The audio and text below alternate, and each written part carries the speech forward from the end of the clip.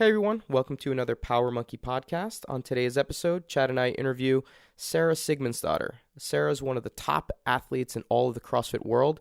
She's finished on the podium at the CrossFit Games both in 2015 and in 2016. We go into some interesting pieces about what it's like to train right now during a pandemic, how she's getting prepared for what might be a little bit of a different CrossFit Games come summer of 2020, and also a little bit about what goes on in her outside life, outside of the gym, what she's studying for right now, and how she's really looking to impact the next generation of female athletes, both in and outside of the gym. Sara's one of the most likable athletes out there. We had a great conversation with her, and we hope you guys enjoy it.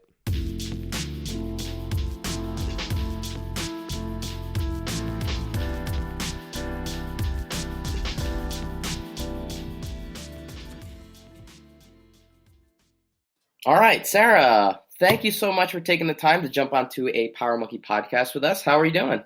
I am fantastic. How are you guys doing? Not too bad. So before we kind of get into some of the questions we have for you, just kind of curious on where you are, what's going on. We have some craziness going on in the world right now with the COVID-19, and just kind of curious if you could let the listeners and the viewers out there kind of know where you're at and where you're stationed. So I am in Iceland now. I should be in California training for Rogue. That was the plan. Yeah. Mm-hmm. That was plan A. Now it's plan B, staying in Iceland. So I've been here in Iceland since I competed at Waterpalooza. And the next thing for me is just Rogue. And I'm here at my manager's office. I'm studying here, so I study and then I do podcasts with you guys and then I go study back. Love it. Nice. That's a little bit just what's going on for me. I'm just training, studying, and hoping for the best with this crazy situation. Are you based right now full-time in Iceland, or are you kind of bouncing between the States and Iceland?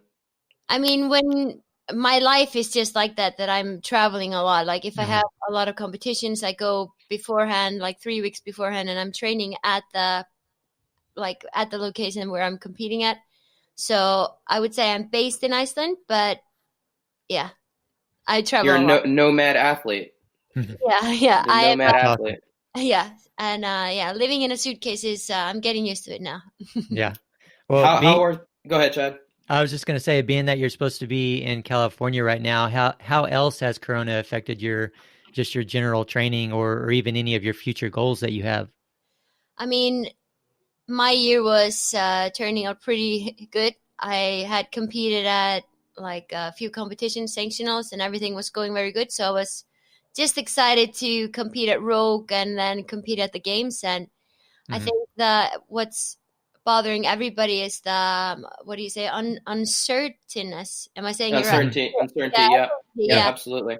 Like we have no idea what's going on, how we're going to react, like how everything will be after 3 months. Is the COVID-19 still going strong? Is it going to go down and come back up? Like we have no idea. So I think the positiveness of this COVID-19 is that we learn how to live one day at a time, not think too much about the future and the plans. Like it slowed everybody a little bit down. So I think it affected me a little bit just there. Like I had this big goal in mind and now we don't really know if the goal will be there or not, or the goal is still there, but if the competition will still be there. So So what have you heard right now in terms of the games? I saw Castro had posted up that the games will be happening as planned, a little bit different in terms of structure. It'll be done in California, not in Madison. Have you heard anything different? And if that is the case, are you looking forward to competing in that type of a setting? I'm just looking forward to compete wherever. So Rogue online qualifier or online competition. So that's going to be fun also. But what worries me with what Dave Castor is saying is that we're still in a travel ban situation. Like we can't travel. So is he going to host the fittest on earth competition when nobody can go there? Do you know what I mean? Yeah, sure. So I think he's just hoping for the best, like all of us, and maybe there'll be in Aromas, or maybe it's going to be an online also, just like Rogue. So hopefully he will just test it fair for everybody. So it's not going to be that I'm stuck in Iceland and looking at and watching everybody competing. That's going to drive me crazy. Then I'll just compete by myself in Iceland. So What are cases like in Iceland right now? Is it fairly manageable? Are you able to go out? How do you train right now? What's it like out there? So I'm very lucky. 2018, I bought a storage and built my own gym. So my meet gym that I Nice. in my gym. Yeah. So Nice. I've been able to train, and I mean, I just limit the people that I'm seeing. I'm only seeing the same 10 people. Yeah, for the last 2 months almost. Yeah. And everything is actually getting better in Iceland now. So they started opening everything up on Tuesday, and yeah, so there's only positiveness in Iceland as it is now, and we're just hoping for the best. That's great. Yeah, but like we're a population of 300,000 people, so yeah, hopefully we can control it better. Mm-hmm. Yeah. Yeah. Speaking of training and, your ability to continue to do so and all the other online stuff that's going on that we all have to kind of figure out a way to be a part of. I noticed that you did a Zoom workout with a group of individuals, and you mentioned that was the first time that you'd done that. What was that all about? So it was girls from the age of I think it was 8 to 18, and it was just a little bit of they needed some some prep or like some pump up. So she emailed Dave that owns RX Jump Ropes, and he contacted me.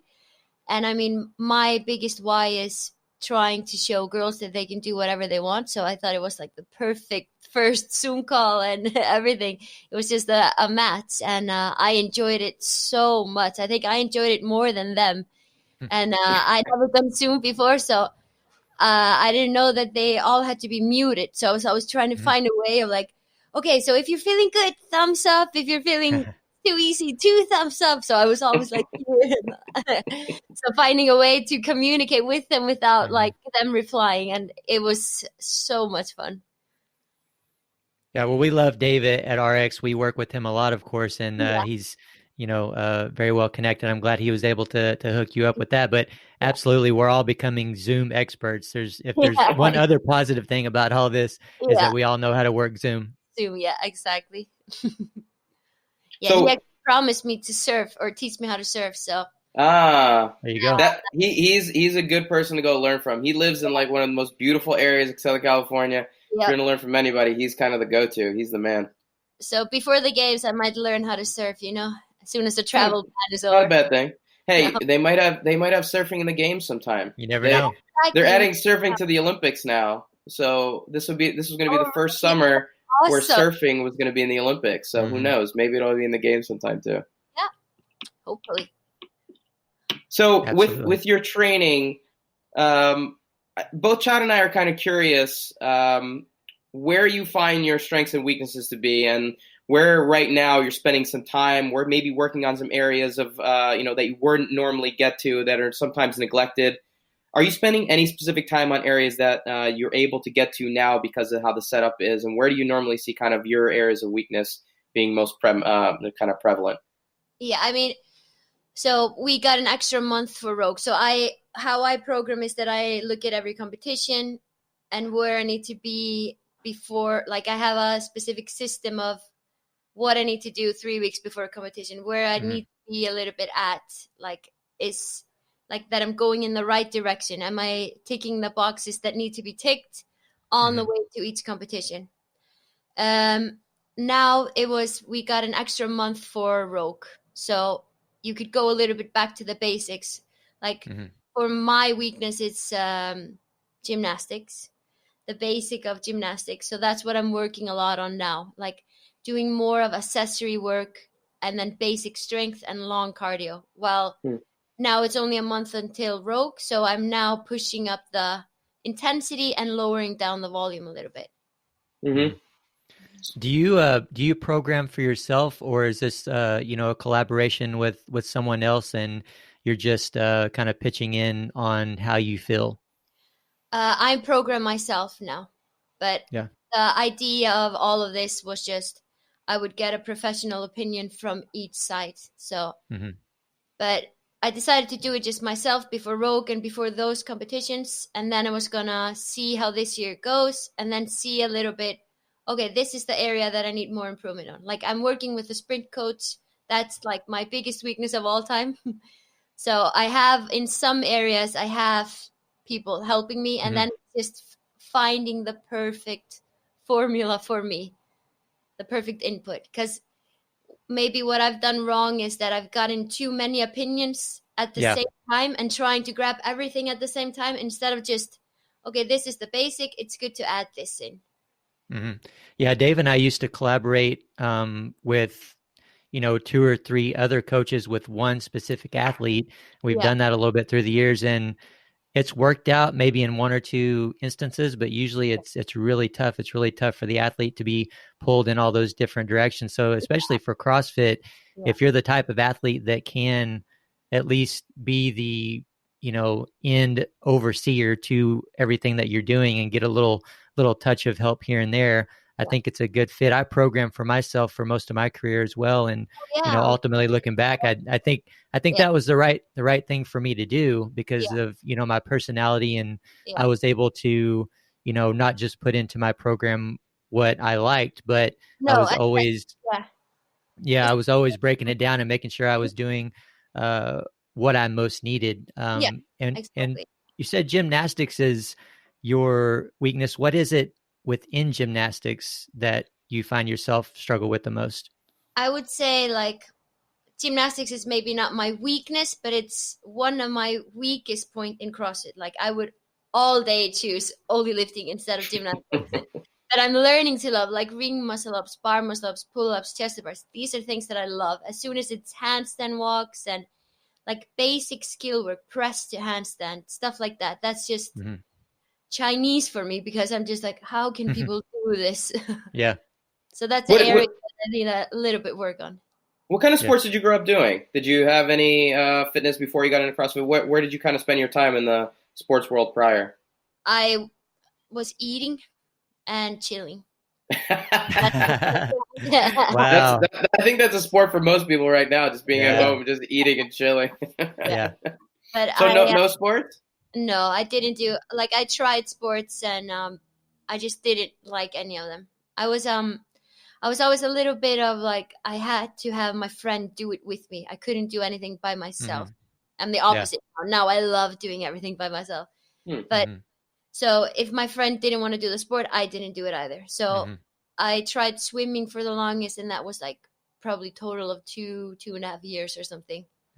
So I tried. CrossFit helped kind of change that mentality for you?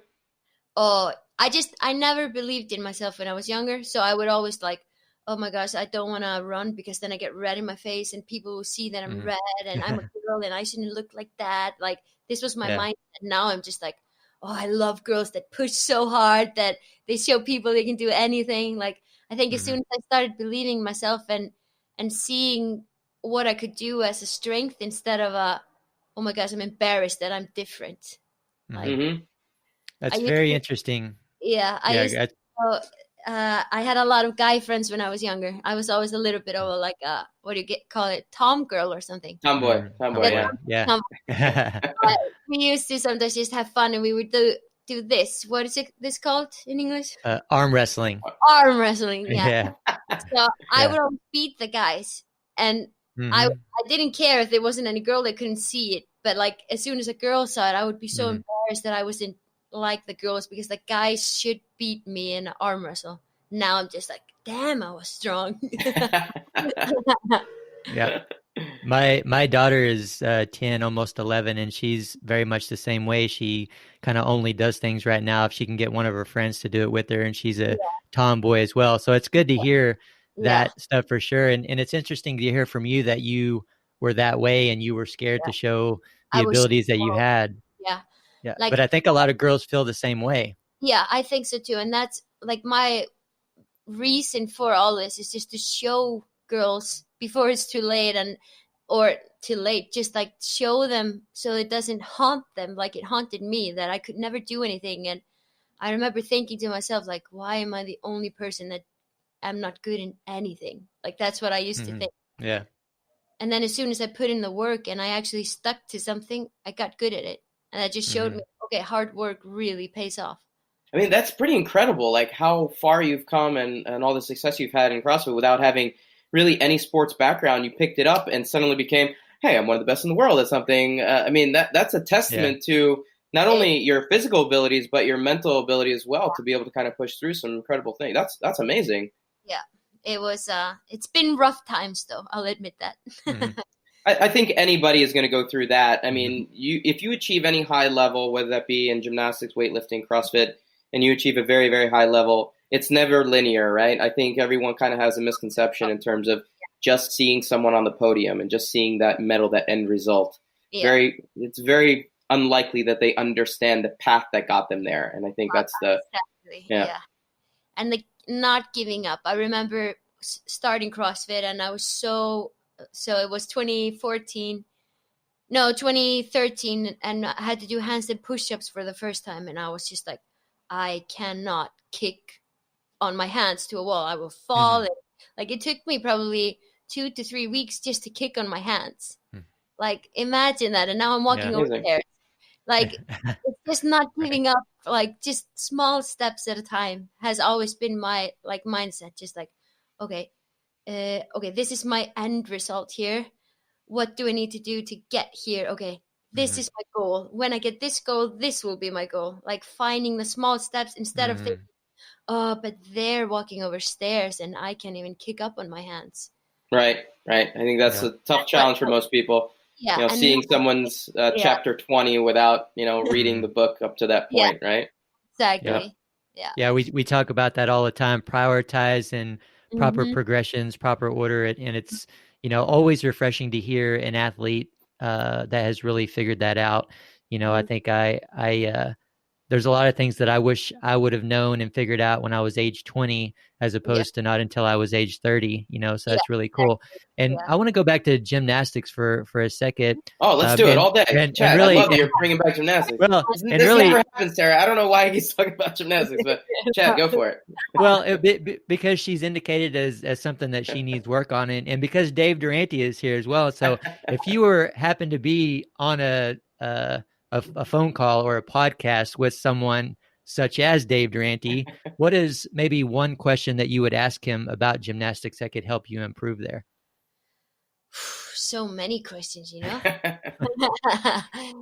Make me a gymnast. Yeah, How- you got it. Yeah. No, I've actually watched a lot of videos from you, Dave, to be honest. Just like progressions. I was trying to do press the handstand and watched the video when you were working with Katrin, I think, on it. Yep. Mm-hmm. And yeah, I think the small steps to the big gymnastic movements is what I love the most about everything. And that's probably the questions that I would be asking is, how do I get to where the elite or where the girls are that were elite gymnasts? Do you know what I mean? Like, is it possible for me to ever be at the same standard as them in handstand walk, in those things? Yeah, I think that those are the right questions. And I think you brought it up already and kind of answered the question for yourself, having to do with the small incremental gains and not worrying about the end result. You set that goal for yourself and you say, okay, that's what I'm trying to achieve. Yeah. And what you do along the way is appreciate the small changes and the small incremental gains that happen along the way. And those things snowball over time and start to become more significant and substantial improvements. And you can't gloss over those. Those small changes are so important. Yeah. And that's when you can start to make things click a little bit more and your body starts to take over and naturally do things that you would have to kind of really think about and kind of mentally prepare for if you're kind of a new person to the movement. So it's all about understanding progressions, having enough progressions in place to be able to have a nice step-by-step process to that end goal. And I think that's most of the time the missing step for people. They'll use a muscle up as an example and they'll say, I'm bad at muscle ups. How do I get better at muscle ups? Do more muscle ups. That's a terrible approach. Yeah, that is a terrible approach of getting better at muscle ups, to do more muscle ups. You have to tackle it by figuring out where the limitation is. Where's your strength? Where's your weakness? And be able to pinpoint and target the training a little bit more. And that's where progressions come in and say, okay, here's something that can really get you better in that specific area of weakness. And so your point about working on areas that, are just really, really small is so important. And that's why if you have a technical eye on something, someone that has an expertise in that particular area, it'll give you more progressions. It'll give you the ability to kind of open up your tool belt a little bit. Yeah. So I think you have the right approach to it. Yeah, Dave, I want to flip the question here real quick, because Sara, we're both of us, Dave and I both are big fans of yours. We've seen your movement. We're familiar with the way that you move, very much so for Dave on the gymnastic side, very much so for me on the weightlifting side. Yeah. And so, Dave, if you could give Sara one recommendation on what you know of her from watching her movement on her gymnastics, what would it be? To be honest with you, one of the main things I think you need more time, like time under tension, being inverted, and like just getting comfortable on your hands. So you keep talking about, struggles with handstand walking, and press to handstand is a really challenging skill. Like it's not something that's going to happen overnight. Katrin did gymnastics for over 10 years, and like there's some, neurological components that just are kind of set in place when you're a kid to understand how the mechanics work. I think I would love to see you spend more time on your hands, whether that be just static holds, getting stronger in the overhead position, but then working on some slower pieces to apply it to something like a handstand walk. That handstand walk should be as comfortable as on your feet. And so what we're doing with the handstand walk, and I think, the goal, right? Yeah. I think an athlete like yourself right now has a tendency to work purely on what the standard looks like when it comes to handstand walking. So normally your handstand walking is dictated according to what comes up in a workout. So your handstand walking will be, okay, I'm going to go from a straight line and go from point A to point B. And maybe I'll work on increasing the distance, or maybe I'll work on a ramp if I have that available. But there are so many other things that you can be doing to improve your handstand walk that doesn't just mean you walk linearly. And I think you have to take some of the things that you do on your feet and apply it to what you want to be doing on your hands. So walking backwards and walking laterally and walking in circles and we're pirouetting and working in different variations, so that if something goes wrong, you can make an adjustment and you can fix it. And you can solve the problem in the same way that you do on your feet, and not just rely on strength. And someone like yourself is so strong, you rely on strength too much and it ends up fatiguing you too much. So we want to kind of work a little bit more on the efficiency side and not so much on strength. Mm-hmm. Yeah. But that's just something I've noticed from watching you in competitions and on the videos, of course. Yeah. I've heard that a few times, that I should maybe start using my strength and everything and start being more. Right. It's a great thing to have, Having those strength reserves is amazing, but if you can create efficiency, then you can use the strength for something else, conserve. Yeah. Mm-hmm. Makes sense. So what are your what are some of your favorite CrossFit workouts that you like to do? What type of CrossFit workouts do you like to do? Like in a competition or just training wise? Training. Oh, I love intervals. Just like pure, like I love intervals where it's like you're on a cardio machine and you have to do one gymnastic movement and one lifting movement. Mm-hmm. Like, for example, 9 minutes of max calories on the Concept 2 bike. Every 3 minutes you do 18 chest to bars and then 3 power cleans or something like that. Mm-hmm. Like these pure, like you never have an excuse to stop. And you just sweat and you have to keep on moving the whole time. I love those workouts. But then, of course, I love lifting the most. Well, there's our answer, Dave. We don't even need to ask her. I know. Jeez, we have the answer. Yeah, unfortunately. We'll come back to that a little bit later on. Yeah. I have a question about your mental side of things. You have such a great personality, Sara, and I think it comes across when you're competing and when you're on camera, if you are being interviewed and things like that. You have such an outgoing personality, and it comes across in the way that you compete. And I'm curious if this is just your natural personality, if you really do just enjoy being out there as much as you do, or if it's a part of your process, if it's a part of kind of, no? I've just always been like this. Like my dad is like this also. We're just always smiling. And I remember when I was 15 years old, and I was such a babe at that time, and I was like, oh my gosh, I'm with my dad here. And we would be driving past somebody or walking past somebody, and he would always say hi to everybody, even if he didn't know them. He would just say hi and smile, and that's not a thing in Iceland. So I would always be so embarrassed, and now I'm catching myself just like hi say hi to everybody. So I think I got it from him. I've always been like this. Yeah, it's really refreshing to see, and you see yourself turn it on when it's time to compete, right? You put on the blinders and you head on, go, and the intensity is there. But you really seem like you're enjoying yourself, like you love competing, like you love the crowd being there and being on your side, and it just seems like it feeds into the mental side of it. I'm curious how important the mental side is into your training, not just the physical component, but how you merge your personality with the physical side. That's actually a very hard thing to do. I mean, training wise, it's so I used to do like a figure fitness competition when I was starting. And what I felt there was that I had to be dying or feel shit to be having or getting better just because you're starving yourself. You're in this deficit and you still have to keep on going because that's just the way fitness is. And everything is just from your looks and everything.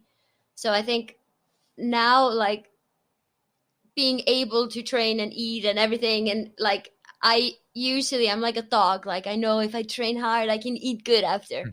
And having a happy personality, feeling good training, having fun, not being too tired, that is the key to success.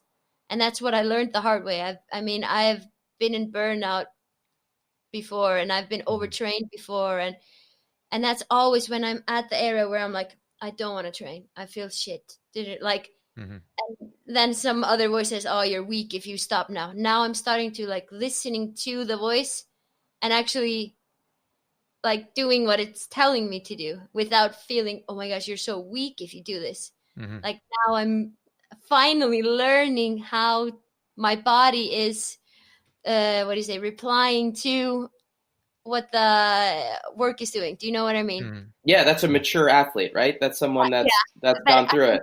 That's never what I've done when I was starting, because I was just so driven, and I'm a very driven person, but like I needed to calm down a little bit when I started. I got too excited, but if I hadn't been that person at that time, I wouldn't be where I was now.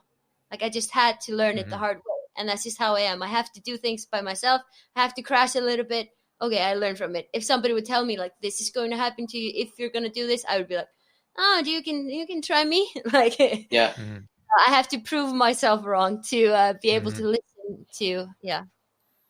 Yeah, that's the hard part. Working hard, to me, I like to tell people that, especially any CrossFitter, I think any CrossFitter at any level, working hard is the easy part.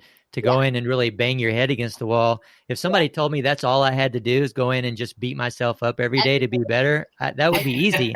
The hard part is working hard at the appropriate level and being smart about things. And again, it's always so refreshing to hear that that's where you're at, and that's what you're able to apply into your own programming. And going back to the stuff that Dave mentioned about your personality, and you're definitely a crowd favorite. You're one of my favorites.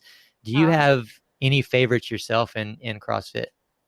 I mean, Sam has always been my favorite. She's so hardcore, and she's just like, she was a fire, man. Like, how cool is that? It says everything. But she's always been one of my favorites. And I mean, I used to watch the CrossFit Games 2014 almost every night before I went to regionals, just to motivate myself and be excited and like see the hard work.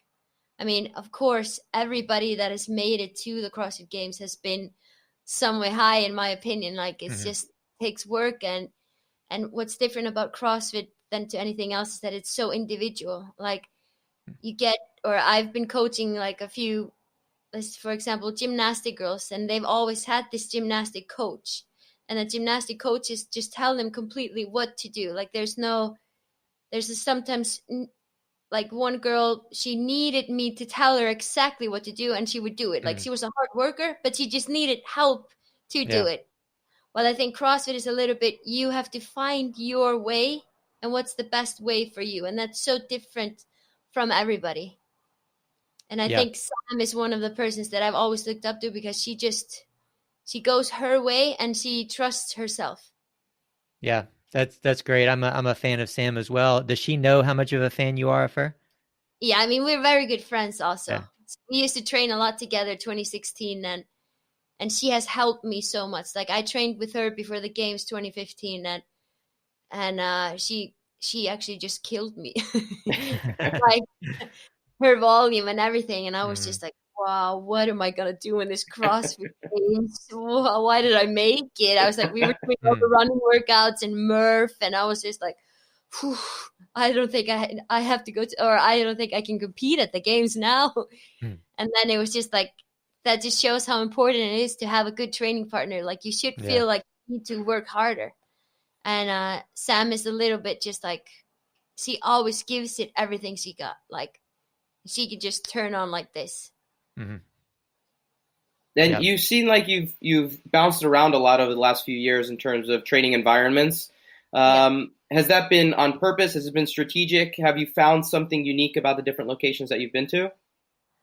So I was a little bit just finding myself after the Games 2015. I was working with a coach called John, and I actually worked with Duke. I think you did a podcast with him. He's been in Power Monkeys. Yeah. So I worked a little bit with him, with John, and then I just felt like I just needed a change after 2016. I just got a little bit maybe not depressed, but just like a burnout. Just like I don't want to do this. I'm never going to get better. Like you just go into that state. And then I just knew, okay, I need a change.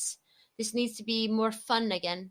Not like I started thinking about the pressure of trying to make it to the podium again and always thinking about the end result. So it's a little bit what I changed. I just wanted to start doing it a little bit by myself, like how I started CrossFit. So finding the roots that made me start CrossFit. So I just did it by myself and went to Dubai, competed there. And before the Games 2016, I actually met Rich Froning, and he gave me his number to train with him sometimes. And I was just thinking on my way back from Dubai, it's just like, oh, I've always wanted to live somewhere else and test living somewhere else. And that's a really good test on who you are and everything. Like you really have to rely on yourself. So I just decided that I would move to California, but I was going to visit Ritz before that and do one open workout. And then I ended up just living in Cookville and getting an American mom and everything. It was an amazing time, but that's a little bit where I realized how much I like doing stuff by myself. But unfortunately, I got injured, and when you get injured, you get a little bit lost. Like all of a sudden, I was just by myself. My knee had been hurting for 5 months or something, and I was just trying to push through it. And like I woke up in the morning and I was worse in my knee, so I had to change the programming that I had already programmed, and it was just getting too much. So I talked to Sam, and I was just like, I don't know what I'm doing, and I'm a little bit lost. And she's like, oh, come with me in a training camp after the games this year, and there's the guy there that can help you with your knee. He's very good in like movement stuff. So I was like, okay, perfect. I'll go with you. And we just clicked when I went there. So he became my coach. And then I just felt it again this year that I needed my roots back. Like what works best for me is that I'm doing stuff by myself and getting a little bit of assistance. That's just how I am. If somebody is completely trying to control me or something, I just don't function in that way. So like, you do actually work best. That was interesting what you said about finding out that you work best by yourself, and that you like to be in an environment that way. Yeah, like I'm not saying that I would never want to get tips from anybody, but somebody trying to control everything around me, I would rather get tips from somebody and think about it from my perspective instead of another person that doesn't know me at all, except for my athlete or being an athlete, and he's making the decisions for me. So I think that's what's worked best for me. Yeah, I agree. That's why I wrote for myself. I just needed a little bit of, positive reinforcement now and again, and support in that way, a little bit of feedback here and there. But I definitely feel the same way. I want to talk about Instagram a little bit. Instagram is huge for you. I think 1.7 million followers. And I wonder, from your perspective, is that something that you spend time on? Like, do you have purpose on spending time on that to develop a brand or anything like that? Or is that something that has grown organically just because of your CrossFit status? It's just grown organically from my CrossFit status. And I just try to show people a little bit who I am. I mean, I've gotten many messages on how I've helped somebody and how when I said this in this interview that helped them start training, and now they've been training for 6 months or something. So it's a little bit of why I do it is that if I can help somebody, I'll definitely do it. So I think it's a little bit of a brand also now since it's 1.7 million. I never expected that. Yeah. So yeah, it's a mix of both. I would say that. But my brand will always be a brand that is focusing on helping people. That's always been why I'm doing what I do. Yeah, and I'll say that comes through very much, and I appreciate how you handle your Instagram, and I think that's part of the reason why it has grown to 1.7 million. I mean, there are other, high level athletes that have a certain amount of following just from being an elite CrossFitter, but yours being above and beyond in that way, I think speaks volumes to the way that you've posted and handled that, and I appreciate that very much. I'm curious a little bit about what you mentioned earlier about wanting to help people, and you doing what you're doing to be able to kind of, especially women. You're talking so much about helping the next generation of girls, and Chad has a daughter, and I have 2 daughters right now. My wife had another baby this week, so we have 2 little girls here now, and Congratulations. Thank you. So we're very much a family of daughters. I'm girl dad, Chad's girl dad. And I'm curious what you envision once your competitive career is over, how you see yourself continuing to help and be a source of good for everybody, but particularly if women's causes is kind of something that's close to your heart, even when you're done with competing. So I'm studying psychology now, and I'm getting a bachelor's degree in that. And then I want to study more about neuropsychology, and I want to focus a lot on how I can help girls, for example. Like, we have much more emotions, feelings, hormones, everything going on before competitions and stuff like that. Like, that's probably what affects girls the most, is that we think a lot more about how we look, how we handle things, or we handle things differently than guys do. And I want to help a girl's image of like, what thoughts can we change to improve that. And then I want to also work with so girls have a problem with their periods when they train. That's just how it is, because of their cycle just goes into trash when you're training and when you're focusing on something, and it can ruin a whole competition for you if your cycle is on the exact same date. Like, when girls have their periods, all of their joints get looser, and you're not as strong, like your body's getting ready for birth almost.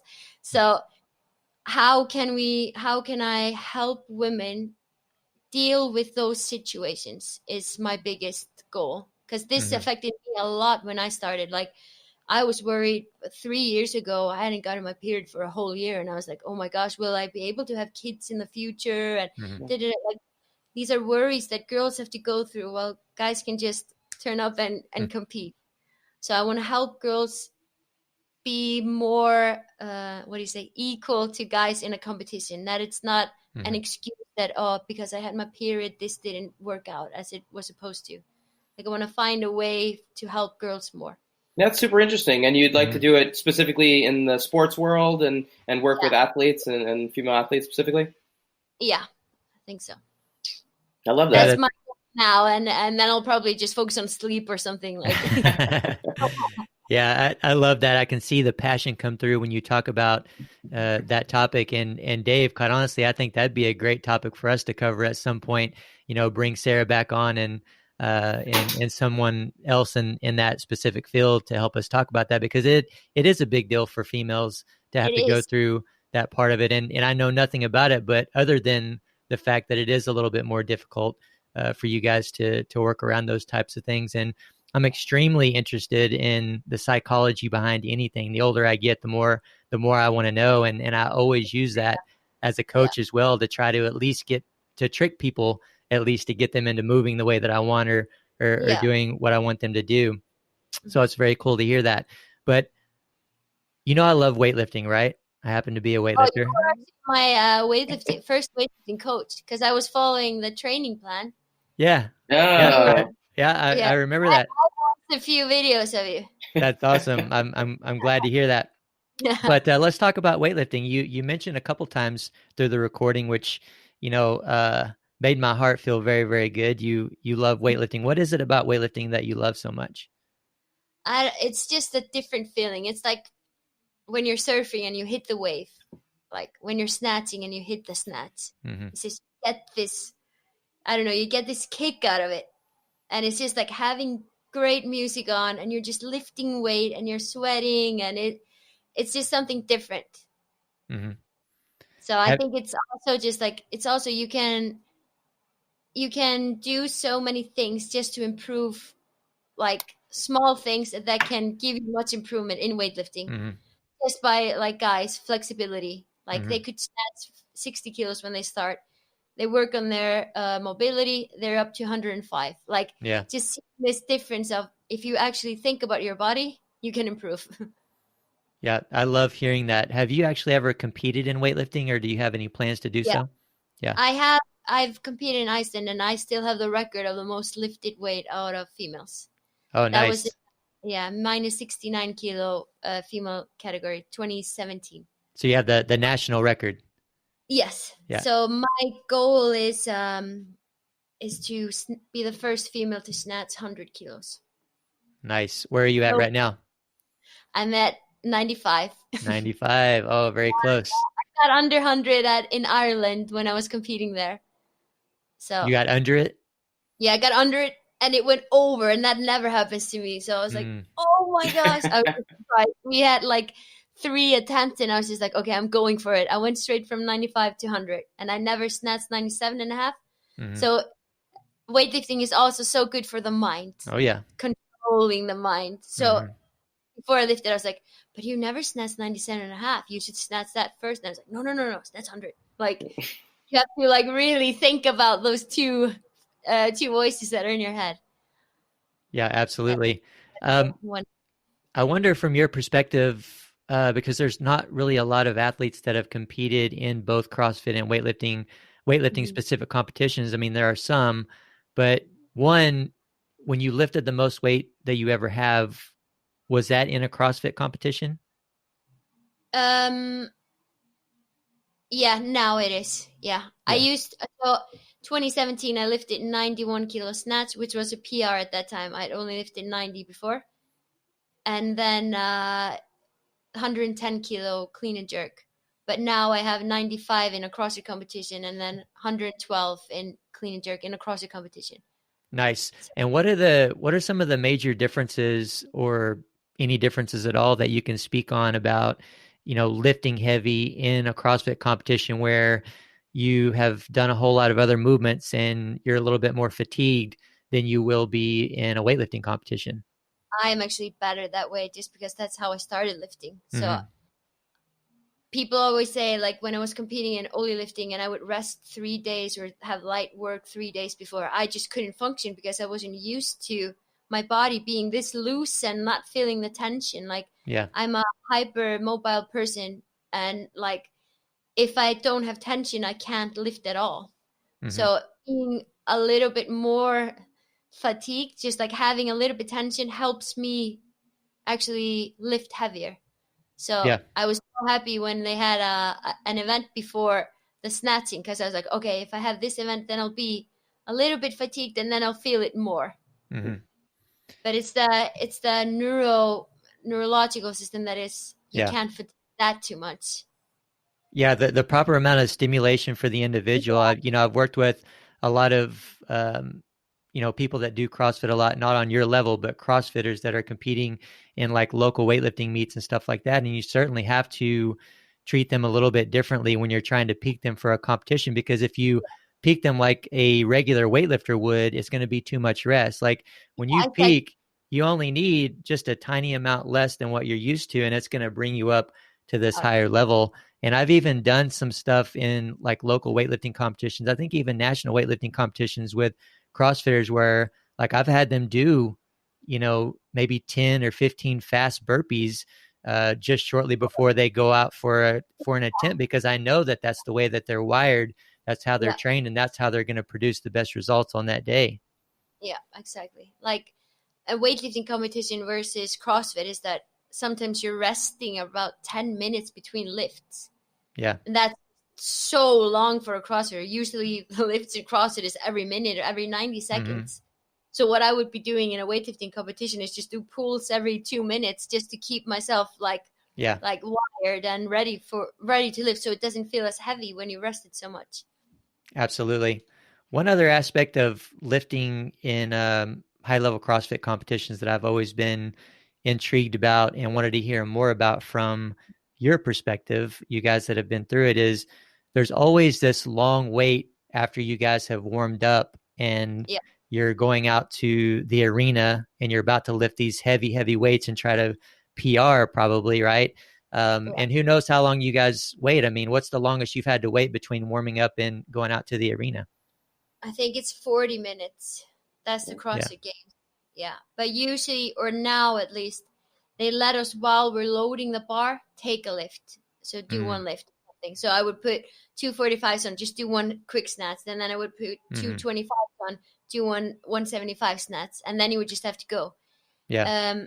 What helps you so much is just the adrenaline. The body works in mysterious ways. So if you have to do something, the body lets you do it. Yeah, absolutely. Are there any other things that you did during that 40 minutes? Like, I think, working with a couple people like Cassidy, who I've worked with a lot, I would have her do burpees every couple minutes or air squats just to keep moving and stay a little bit stimulated. So did you do something like that? And also, did you mimic this scenario in training at all? Yeah, I usually do this in training before the games. And but I would do maybe tuck jumps, some jumps. I like that, like burpees, squat jumps, tuck jumps every 2-3 minutes. Like I would usually have a watch on me, and I always have music when I'm waiting just to be in the zone. And then you're just visualizing yourself lifting. That, I think that's the most powerful tool of them all. It's just like you're seeing yourself lift. Your body isn't doing anything, but your mind, which is 80% of success, is just like it's helping you prepare for what's coming. Absolutely. And Sara, any thoughts on potentially taking that national record in Iceland and trying to compete in the Olympics or anything like that? Have any thoughts about? Yeah. And that's been my goal now, but then I broke my rib 2018, so I lost. But I actually went to Worlds to compete there, and I couldn't lift any weight. Or like I had been lifting for 2 weeks after recovering from the injury. And then the other big competitions that we needed to compete at to qualify were just the same weekends as some other CrossFit competitions. That's probably the hardest thing, is that you have to compete a lot in Olympic weightlifting to be able to get a ticket to the Olympic. But of course, it's like now I have an extra year actually. Yeah, I'm gonna say we had some podcasts already with some other people who were in the running for an Olympic team spot who were planning on competing this summer. And I'm curious, like for you, if the Olympics was a potential goal, does this year kind of say, hey, you know what, 2021 is actually a better fit for me in terms of healing, and it gives me another year to prepare? Yeah, it's 100%. And I've actually contacted the lifting committee here in Iceland and asked them what I need to do to be able to qualify or have a chance to qualify. So I think most people don't recognize how insane it is for a CrossFitter to compete in both the games and the Olympic Games at the same time. They are weeks apart from each other. Yeah, and I mean, Tia did it. Yeah, I know. Tia is like just, it's unreal. It's unreal. Yeah, she is real, so she's. Well, I mean, we'll see what happens next summer, but you'll be probably the second athlete if you're able to qualify to say that they've both competed at the CrossFit Games and the Olympic Games in the same summer. And that just like next level. Olympic Games is just next level. That's just like when you've competed at Olympic Games, you're just like, you made it in your athlete career. That's my opinion. Like it's so cool. Well, I think it's fascinating. Yeah, it's a really, really cool thing to shoot for next summer. Yeah, I mean, Yeah. it's from my perspective, I feel very close to the same way about CrossFit Games at this point. I mean, these athletes, these you guys that are making the games at this point are just unbelievable, incredible athletes in so many ways. And, I think for a lot of you guys to focus on one sport more specifically, I mean, who knows what you could accomplish? I mean, there could be more of you guys that could make it to the Olympics in some sort of sport. What are a few of those steps that the Olympic Committee mentioned that you need to take? And are there any competitions? And I know some of this stuff is put on hold with what's going on, but were there any specific competitions they told you that you would need to go to? They have like gold competitions, silver competitions, bronze competitions. So I would have to compete at, I think, 1 gold and 2 silver, and then like 1 bronze or something. But 3 bronze is as much as 1 gold competition. Mm-hmm. Do you know what I mean? Yeah. So, but that's a question that I asked last year. So what's hard for me is the weight category now in Olympic racing. They only have, I think it's 78 and then 64. So I have to gain 7 kilos. Right in the middle, huh? Yeah. So I'm right in the middle. So 69 was like my perfect weight category. Like I would be really strong.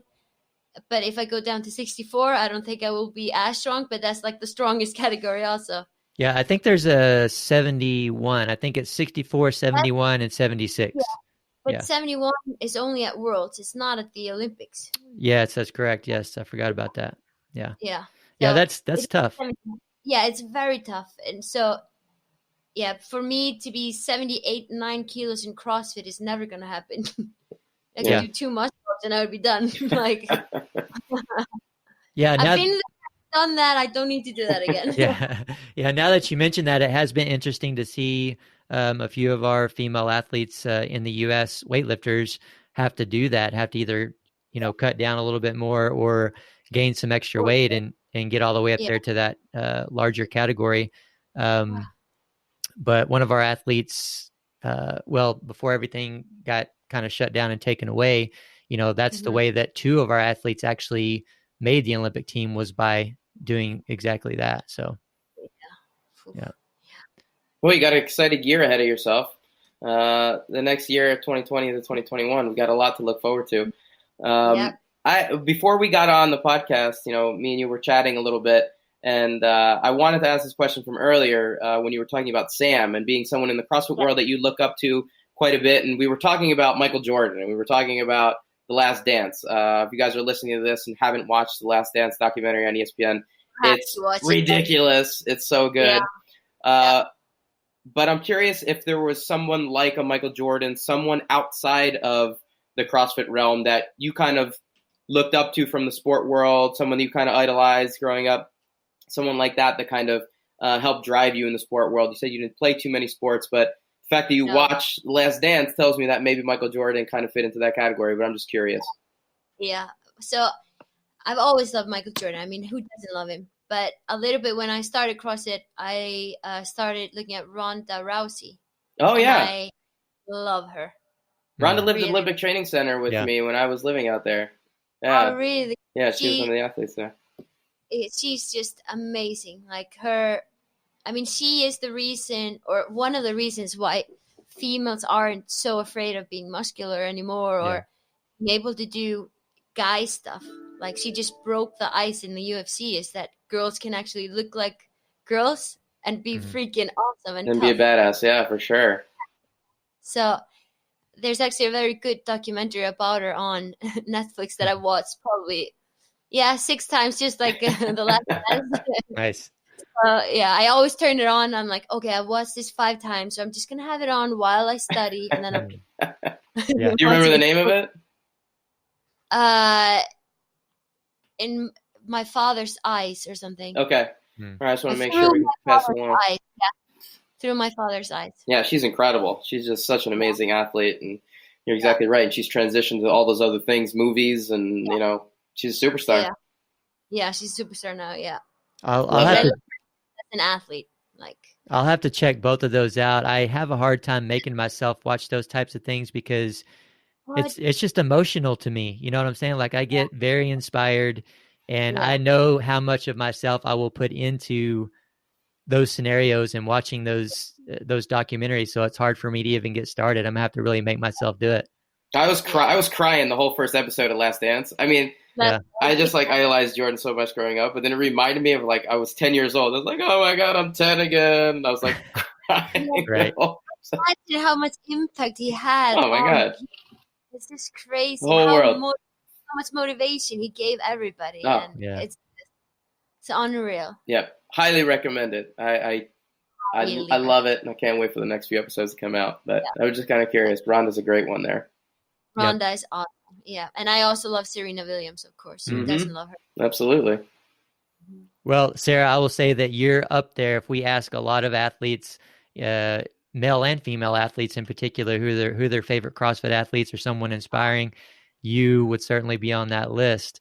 Dave, do we dare ask her the question? I don't even think it's necessary. It's not really necessary. Probably What is just that leave it question? out. No, Yeah. don't do it. No. Don't do it. The question we always ask, and you've already answered it, so that's why I don't want to ask it, but which sport do you prefer, weightlifting or gymnastics? And we keep a running tally with our guests, and I've done very well with previous guests, but I don't think I'm getting a point on this one, which means that Chad is gaining on me. Don't let him sway him his way. No. Yeah. Or sway you his way. Maybe if I would feel on my hands like I'm walking on my feet, like my goal is, I would use that always weightlifting. Nice. All There right, you go. you win today, Chad. Sarah, Damn thank you for being like my third point. I think we've done like 21 or somewhere between 21 and 25 recordings, and I think I only have 3, and one of them might have been me. So No way. so I really appreciate that. Okay. Yeah. Well, we do have a few more questions in the form of a little game that we like to play sometimes. Are you up for playing a game with us? I'm always up for playing a game. All right. So we're going to do some rapid fire questions, and, we'll do this for 1 to 2 minutes, depending on, your answer. So you want to answer as quickly as you can. Okay. If there's a question that you're confused about or that you don't like, my favorite rule is that you get to pass it to Dave and he has to answer it. Okay. But other than that, we'll get through a few here and see how it goes. And he answers it for me. There you go. I like it. All right. So the first question, if you could trade lives with anyone for a day, who would it be and why? Does it have to be this time? Like, could it be in the past? Past, yeah. Whenever. I would want to be Jimi Hendrix for one day. Jimi Hendrix. Wow. Yeah. Why is that? Oh, yeah. He's just an artist in everything. It's like, I would just want to be, in his head for one day. Like, That's how he awesome. thinks in it. Hey, I want to hear more about that answer. I know Yeah. that. I think that's the psychologist in you right there. I think. Yeah. Love that. Oh, yeah. It's just so cool. Like, who doesn't want to play guitar with their teeth? Like, Oh man, that's crazy. All right, next question. If you could talk in your sleep, what would you say? feed me. Feed me. Feed me. I'm always preparing what my answer is going to be if someone passes it to me. And my first thought was food. My first thought was, because I do talk in my sleep sometimes, and I always say food. Like, Sadie always wakes me up and she's like, you were talking about blueberry pie when you were sleeping last night. I was like, I don't know why. That's awesome. No, I agree with that 100%, especially when I was training, 9 times a week, hardcore. I would wake up just starving all the time. Starving, yeah. Yeah. I even went at least a handful of years of purposely waking up in the middle of the night and taking a protein shake. And that was just kind of part of my routine. And I think it was beneficial for what I was trying to accomplish at that time. I'm waiting for Mike to recommend that for me. I would be so happy. Yeah. We'll tell Malloy to throw it in there. Yeah, exactly. for sure. All right, let's do 1 or 2 more here. What do we have? Are you a morning or a night person? Night person. Night person. I am not a morning person. Do you have trouble like making yourself go to sleep at night? Yes. I get everything done at night. That's where I just wake up and I'm like, oh, I'm going to do this. Then in the morning, I'm just like, don't speak to me. Grumpy. Are you a coffee drinker? Do you have to have coffee in the morning? I actually don't have coffee in the morning, but I am a coffee drinker. But because I wake up and I train as soon as I wake up, so I have pre-workout. Nice. And then my treat in the afternoon is coffee while I study. Nice. And while you watch Rhonda as well, I guess. While Rhonda is on the side, no? Exactly. All right, one more here. One more. Let's see. What is your favorite hobby? Whew, I love music, and for now, my hobbies are always changing. But I played piano when I was younger, and I'm picking that up a little bit now. So that's my favorite hobby now. Nice. So I'm very excited to finish school so I can play the piano again. How much sport time do you have at school? When are you finishing? 19th of May. This year? Really? Yeah. Oh, for my second year. Oh, yeah. I'm doing a bachelor degree in 5 years instead of 3. So I have 3 more years after this. Nice. You've mentioned music a couple times. What is your favorite music to listen to, and what's your favorite music to play? So I didn't do sports when I was younger, but I used to love music. So I actually played piano, and then I played drums. And it's actually a funny story how I got introduced to. So classic rock is my favorite. Mm-hmm. And my brother and me, my parents, and we would travel going on vacations, and my brother and me would sit in the back, and he would always have headphones on, and I didn't own the same because he was like 4 years older than me, so he was like, oh, I bought this myself here. So I would always listen to what he was listening to. Yeah. And he was a big Led Zeppelin fan. Nice. So that's where I got introduced to all the classic rock. Like, I just fell in love right away. So I was always like, oh, I can't wait to go sit in the car because then I can listen to what he's listening to. And John Bonham, the drummer in Led Zeppelin, I love him. And it's just the best drummer in history, in my opinion. Mm-hmm. So, yeah, I fell in love a little bit there. And so I played drums before I started doing any sports. Nice. Will you ever go back to playing drums? I'm a former drummer as well, so I'm still always to this day drumming on stuff all the time and annoying everyone. I haven't. So when I was like 17, I had a lot of girlfriends, and we were just like the babes, you know. Mm-hmm. So then I stopped from being a tomboy into being a girly girl, and then into being an athlete. So I haven't really tried the drums again after I stopped playing. I only played for 2 years, but yeah, I haven't dared yet. So I started with the piano first. There you go. I like it. I'm definitely going to sit on a drum set one day before I die, you know. There you go. Get those hidden talents out. Exactly. Well, Sara, it's absolutely been a pleasure. I can think of at least 3 or 4 more topics that we could have you back on to cover in a little bit more detail. But hopefully until then, do you have any parting words for our listeners?